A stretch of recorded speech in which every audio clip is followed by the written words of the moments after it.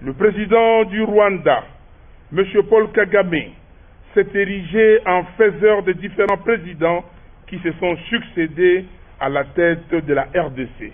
C'est inacceptable. M. Tshisekedi est arrivé au pouvoir grâce à M. Kabila et M. Kagame. Question. Quelle serait alors la motivation profonde pour M. Kagame aujourd'hui d'agresser M. Tshisekedi alors que ce dernier a reconnu lui avoir tout donné? Deuxième question. Pourquoi M. Tshisekedi n'a-t-il jamais pointé du doigt directement M. Kagame en le désignant comme étant l'auteur principal de cette agression?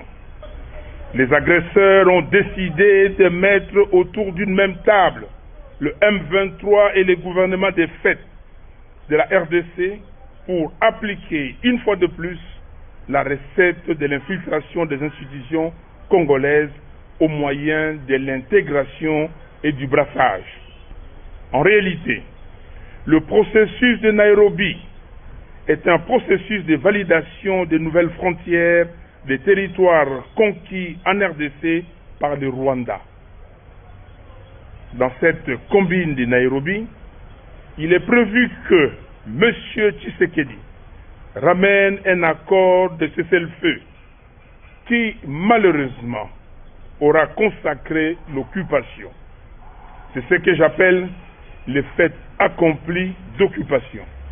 Et c'est cela le vrai but de cette guerre.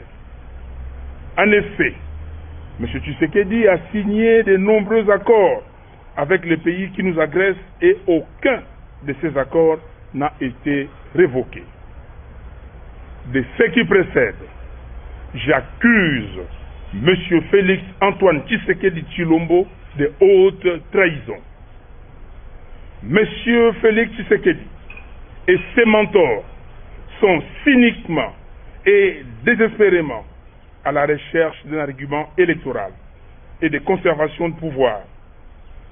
Ayant en effet constaté que M. Félix Tshisekedi ne pourra pas gagner les élections de 2023, ses parrains sont venus à sa rescousse en imposant à la RDC une guerre qu'il devrait gagner à temps voulu afin de lui donner l'occasion de se présenter en sauveur de la population congolaise qui ne jure que par la paix.